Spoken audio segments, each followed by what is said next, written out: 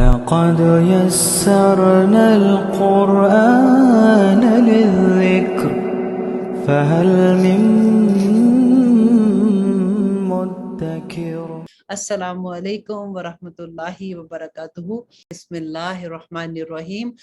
اب آیت نمبر 101 میں آپ دیکھیے گا کہ اللہ سبحانہ تعالیٰ اب نماز کے بارے میں جو احکامات ہیں کہ جب ہم سفر میں ہوں گے تو نماز کیسے قصر کر سکتے ہیں، اور ایون خوف کی حالت میں نماز چھوڑ نہیں سکتے ہیں۔ میں نے پہلے بھی آپ کو یہی بتا رہی تھی کہ نماز کے احکامات اتنے سخت ہیں اور ہم اتنی آسانی سے لے لیتے ہیں۔ بعض علماء نے تو یہاں تک کہا کہ اسلام اور کفر میں جو فرق ہے وہ نماز ہی کا ہے۔ اللہ اکبر۔ اور جب سفر کو جاؤ تم زمین میں تو نہیں تم پر کچھ گناہ کہ قصر کرو تم نماز میں،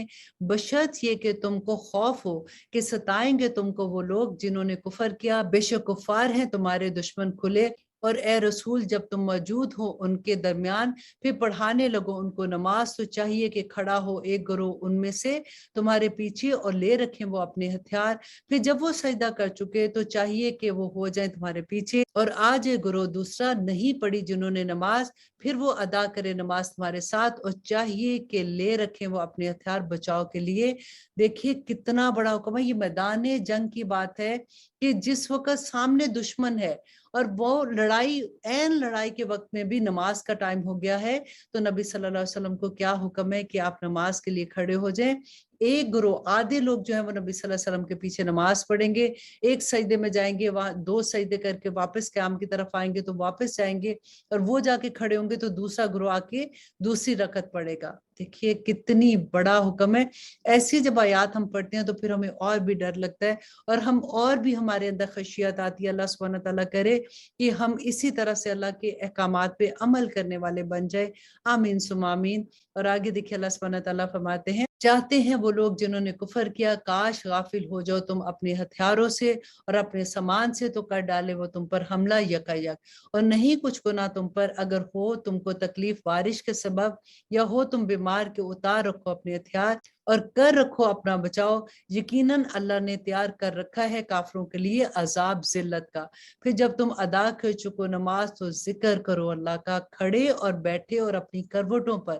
اب دیکھیے کہ یہاں پہ میدان جنگ میں اب پہلے تو نماز کے لیے آئے ہیں، اب نماز پڑھنے کے بعد اب وہ جنگ جس وقت کر رہے ہیں تو اس وقت اپنی زبان سے اللہ کا ذکر ادا کرتے رہے۔ اور یہ حکم ہمارے لیے بھی ہے کہ اب نمازوں سے جب فارغ ہوتے ہیں، کاروبار میں لگ جاتے ہیں، یا پھر اپنے گھر کے کاموں میں بچوں کو دیکھنے کے لیے یا کوئی بھی کام کرتے ہیں، تو زبان سے اللہ سبحانہ تعالیٰ کا ذکر ادا کرتے رہیں۔ اور پھر جب تم مطمئن ہو جاؤ تو قائم کرو نماز، بے شک نماز ہے مومنوں پر فرض، اوقات مقرر کے ساتھ۔ انڈر لائن کر اس بات کو تاکہ آپ کو اچھے سے پتہ چل جائے۔ وہ لوگ جو کہتے ہیں نا کہ چلو کوئی نہیں 2 نمازیں اکٹھی پڑھ لیتے ہیں، یا مشکل ہے اس وقت تو ہم یہ کر لیں، تو اللہ سبحانہ تعالیٰ نے فرمایا کہ بے شک نماز مومنوں پر فرض ہے اوقات مقرر کے ساتھ۔ اور آیت نمبر 104 میں اللہ سبحانہ تعالیٰ فرماتے ہیں کہ نہ کمزوری دکھاؤ تم تعاقب کرنے میں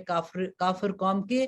اگر ہوتے ہو تم بے آرام تو یقیناً وہ بھی ہیں بے آرام جس طرح ہو تم بے آرام، اور تم امید رکھتے ہو اللہ سے ایسی جو نہیں امید رکھتے وہ، اور ہے اللہ سب کچھ جاننے والا۔ اب یہاں پہ اللہ سبحانہ تعالیٰ بیسیکلی وہ کمپیریزن بتا رہے ہیں کہ آرام اگر تمہیں تکلیف ہے تو تکلیف تو ان کو بھی ہوتی ہے، اگر تمہیں بے آرامی ہے تو ان کو بھی بے آرامی ہے جو تمہارے اگے جو کافر تمہارے ساتھ لڑنے آئے ہیں۔ تمہیں تو امید ہے کہ تمہیں جنتیں ملے گی، ان کو تو یہ بھی امید نہیں ہے۔ بے شک ہم نے نازل کیا تمہاری طرف کتاب حق کے ساتھ تاکہ فیصلہ کرو تم لوگوں کے درمیان اس کے مطابق جو سکھایا ہے تمہیں اللہ نے، اور نہ ہونا خیانت کرنے والوں کی طرف۔ اور آیت نمبر 106 میں اللہ سبحانہ تعالیٰ فرماتے ہیں اور بخشش مانگتے رہو اللہ سے، بے شک اللہ بخشنے والا اور بڑا مہربان ہے۔ اور نہ جھگڑا کرنا ان لوگوں کی طرف سے جو خیانت کرتے ہیں اپنے نفسوں پر، بے شک اللہ نہیں دوست رکھتا اس کو جو ہے دغاباز اور گناہ گار۔ چھپتے ہیں وہ لوگوں سے اور نہیں چھپتے اللہ سے، حالانکہ وہ ہوتا ہے ان کے ساتھ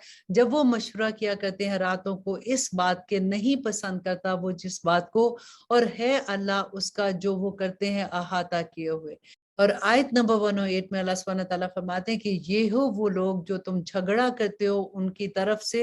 دنیا کی زندگی میں، سو کون جھگڑا کرے گا اللہ کے ساتھ ان کی طرف سے قیامت کے دن؟ یا کوئی ہے جو بنائے گا ان کو وکیل؟ اور جو کوئی کر بیٹھے برا کام یا ظلم کر لے اپنے حق میں تو پھر بخشش مانگے اللہ سے، تو پائے گا اللہ سبحانہ تعالیٰ کو بڑا بخشنے والا اور رحم کرنے والا۔ دیکھیے اللہ سبحانہ تعالیٰ یہاں پہ پھر وہی توبہ کی بات آتی ہے کہ اگر آپ اپنی جانوں پر ظلم کر لیتے ہیں، جانوں پر ظلم کیا کرتے ہیں؟ جو ہم گناہ کے کام کرتے ہیں تو اپنی جان ہی پہ تو ظلم کرتے ہیں نا، تو اس کے بعد اللہ سبحانہ تعالیٰ سے بخشش مانگے تو اللہ سبحانہ تعالیٰ بخشنے والا اور رحم کرنے والا ہے۔ اور آیت نمبر 111 اللہ سبحانہ تعالیٰ فرماتے ہیں کہ جو کوئی کماتا ہے گناہ تو بس وہ کماتا ہے اس کی اپنی جان پر، اور وہ ہے اللہ جاننے والا اور حکمت والا۔ اور جو کوئی کماتا ہے قصور یا گناہ پھر الزام ڈال دے اس کو کسی بے گناہ پر تو یقیناً اٹھایا اس نے بوجھ بہت بڑا، اور بہت بڑا گناہ ہے۔ اور اگر اللہ نہ ہوتا فضل کرنے والا تو اس کی مہربانی نہ ہوتی تو قصد کر چکی تھی ایک جماعت ان میں سے کہ بہکا دے تم کو، اور نہیں بہکا سکتے یہ مگر اپنے آپ کو، اور نہ بگاڑ سکتے ہیں تمہارا کچھ بھی۔ اور نازل فرمائی اللہ نے تم پر کتاب اور حکمت، اور سکھایا تمہیں وہ جو نہیں جانتے تھے تم، اور ہے اللہ بہت بڑا فضل کرنے والا۔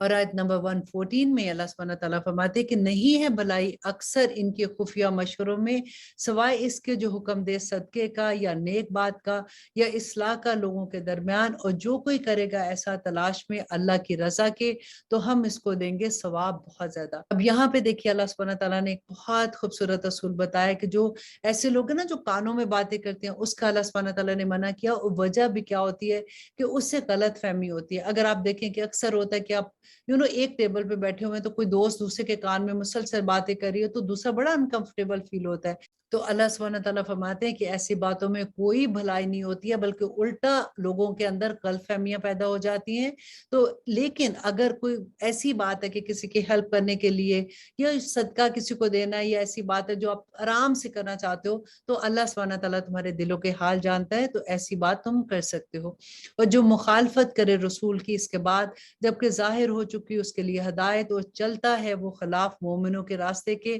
تو چلا دیں گے ہم اس کو اس پر جدھر وہ مڑ گیا، اور داخل کریں گے ہم اس کو جہنم میں، اور وہ بہت بری جگہ ہے۔ اور آیت نمبر 116 میں اللہ سبحانہ تعالیٰ فرماتے ہیں یقیناً اللہ نہیں بخشے گا کہ شریک بنایا جائے اس کے ساتھ، اور بخش دے گا وہ اس کے علاوہ کچھ بھی، اور جس نے شریک بنایا اللہ کے ساتھ تو بے شک بھٹک گیا وہ گمراہی میں، اور وہ بہت دور جا گرا۔ نہیں پکارتے یہ اس کے سوا کچھ دیویوں کو، اور نہیں پکارتے مگر وہ شیطان سرکش کو۔ لعنت کی ہے جس پر اللہ نے، اور کہنے لگا میں ضرور لوں گا تیرے بندوں سے ایک حصہ مقرر، اور ضرور گمراہ کروں گا میں ان کو، اور ضرور دلاؤں گا میں انہیں امیدیں، اور ضرور حکم دوں گا میں ان کو تو وہ ضرور چیتے رہیں گے کان مویشیوں کے، اور ضرور حکم دوں گا میں ان کو تو یقیناً بگاڑتے رہیں گے اللہ کی بنائی ہوئی صورتوں کو، اور جس نے بنایا شیطان کو دو سوائے اللہ کے تو یقیناً رہا وہ نقصان میں واضح طور پر۔ اور یہاں پہ دیکھیے کہ جو ابلیس نے اللہ سبحانہ تعالیٰ سے کہا تھا کہ میں تیرے بندوں کو ضرور بہکاؤں گا،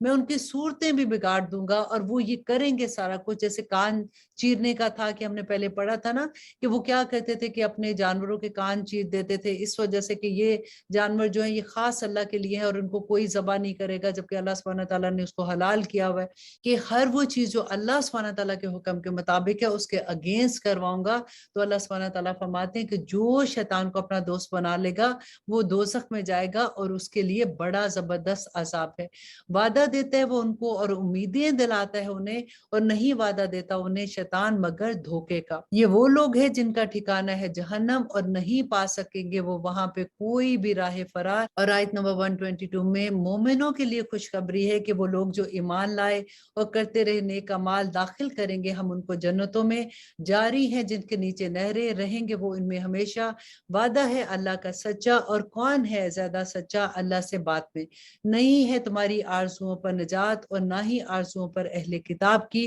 اور جو کوئی کرے گا برائی بدلہ دیا جائے گا اس کو اسی طرح، اور نہیں پائے گا اپنے لیے سوائے اللہ کے کوئی حمایتی اور مددگار۔ اور جو کوئی کرے گا نیک کام مرد ہو یا عورت جبکہ وہ ہو مومن، ایسے لوگ داخل ہوں گے جنت میں، اور نہیں ظلم کیا جائے گا ان پر ذرہ برابر بھی۔ اور کس کا بہتر ہے دین اس سے جس نے جھکا لیا اپنا چہرہ ٹھہرا اللہ کے لیے اور وہ ہو بھی نیکوکار، اور بنایا تھا اللہ نے ابراہیم علیہ السلام کو دوست۔ اب آپ دیکھیے کہ اللہ سبحانہ تعالیٰ فرماتے ہیں کہ اللہ ہی کا ہے جو آسمان میں ہے اور جو کچھ زمین میں ہے، اور وہ ہے اللہ ہر چیز کا احاطہ کیے ہوئے۔ دیکھیے اللہ سبحانہ تعالیٰ بار بار ہمیں ایک چیز بیان کرتے ہیں کہ جو کچھ اس کائنات میں ہے وہ اللہ سبحانہ تعالیٰ کا ہے، اور اتنی خوبصورت بات کہ جو کائنات میں جتنی چیزیں ہیں نا وہ سب اللہ سبحانہ تعالیٰ کے حکم کی پیروی کر رہے ہیں۔ اللہ سبحانہ تعالیٰ فرماتے ہیں کہ اے لوگو تمہیں نہیں پتا کہ ان کی عبادت کیسی ہے، وہ اللہ سبحانہ ہر مخلوق اللہ سبحانہ تعالیٰ کی اطاعت میں مصروف ہے۔ اے لوگو تمہیں کیا ہو گیا ہے، تمہیں کس چیز کی سمجھ نہیں آتی؟ اور اب آپ دیکھیے ابھی تو ہم 5ویں پارے پہ ہیں، ہم بار بار دیکھ رہے ہیں کہ اللہ سبحانہ تعالیٰ ہمیں نصیحت کر رہے ہیں، اللہ سبحانہ تعالیٰ ہمیں سمجھا رہے ہیں کہ شیطان کے قابو میں نہ آ جانا، اس کی باتوں کو نہ مان لینا، کیونکہ شیطان چاہتا ہے کہ تمہیں آگ میں پھینکے، اور اللہ سبحانہ تعالیٰ تمہیں جنت کا وارث بنانا چاہتے ہیں۔ اللہ سے دعا کریں کہ اللہ سبحانہ تعالیٰ ہمیں عمل کرنے والا بنا دے، جو احکامات ہم اللہ سبحانہ تعالیٰ کے پڑھ رہے ہیں وہ ہمیں سمجھ آ جائیں اور ہم ان پہ جم جائیں۔ آمین ثم آمین۔